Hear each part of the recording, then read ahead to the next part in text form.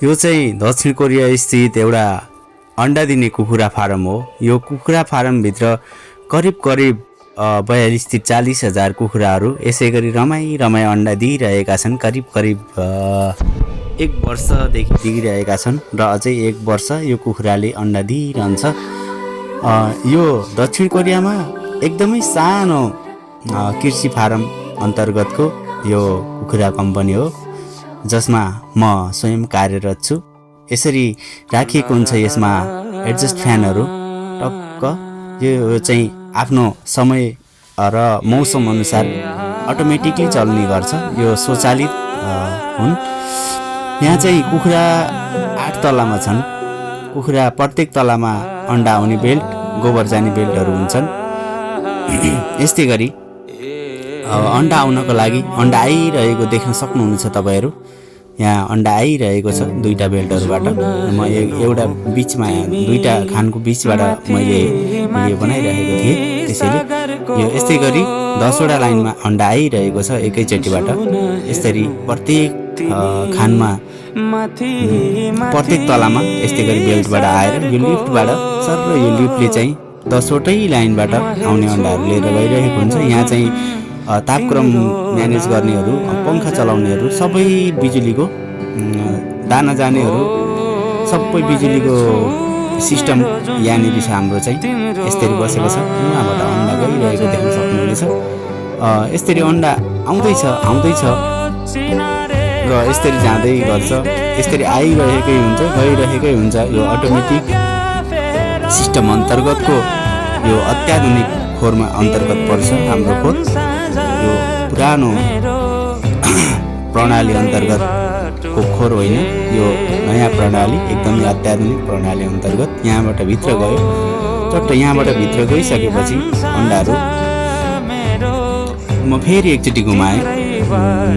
यसरी आएको छ। तपाईँ राम्रोसँग हेर्नुहोस् होइन। कतिपय साथीहरूले अन्डा कसरी आउँछ, के गरी हुन्छ, दुःख हुन्छ होला, हातले टिप्नु पर्छ होला, यस्तो कुराहरू पनि गर्नुहुन्छ। यसरी दाना चाहिँ यसरी गइरहेको हुन्छ। हेर्नुहोस्, दाना गइरहेको भिडियो पनि बनाइरहेको छु मैले। दाना पनि स्वचालित दाना जान्छ आफ्नो टाइममा। दिनमा 3 पटक दाना आफ्नै टाइममा जान्छ।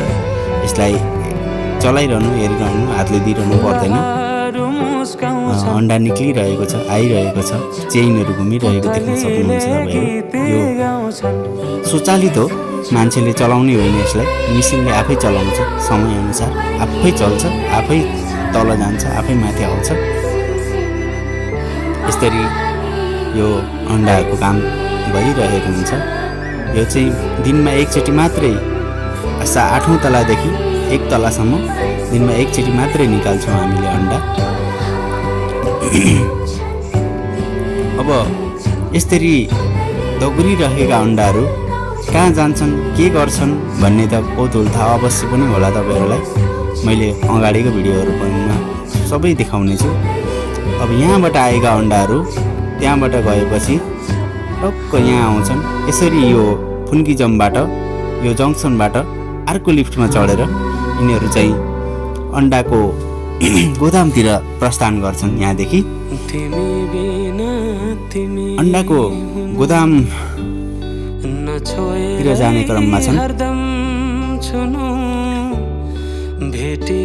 अब अन्डाको गोदाममा जानको लागि यहाँदेखि ओह्रालो झर्दैछन्। यहाँसम्म आइपुगेका छन्।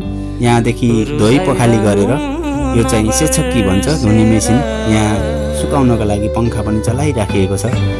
धोइ पखाली गरेर राम्रो भएको अन्डा, छ्याक्क भएको अन्डा यहाँ आउँछ यसरी।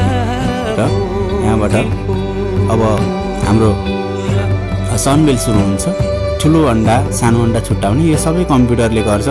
ठुलो, अलि सानो गर्दै हाम्रोमा चाहिँ 5 प्रकारको 6 प्रकारको अन्डाहरू आउँछ र मेसिनले नै क्यारेटमा त्यसरी राखेर यो एक ठाउँमा पुर्याउने काम गर्छ। अनि त्यसपछि मात्रै त्यसबाट क्यारेटबाट प्यारेटमा राख्ने काम चाहिँ मान्छेको हुन्छ। यहाँसम्म यसरी मेसिनले 30-30वटा एउटा क्यारेटमा अटोमेटिकली क्यारेट पछाडि चाहिँ राखिदिनुपर्छ। अनि त्यसपछि पुरै डेटहरू यसरी हेर्नुहोस् है, डेटहरू टक्क प्रिन्ट भएर यसरी अन्डा आउँछ, छ्याक्क भएको अन्डा। त्यसपछि यहाँ आएको अन्डाहरूलाई 10 वटा गराएर यो चाहिँ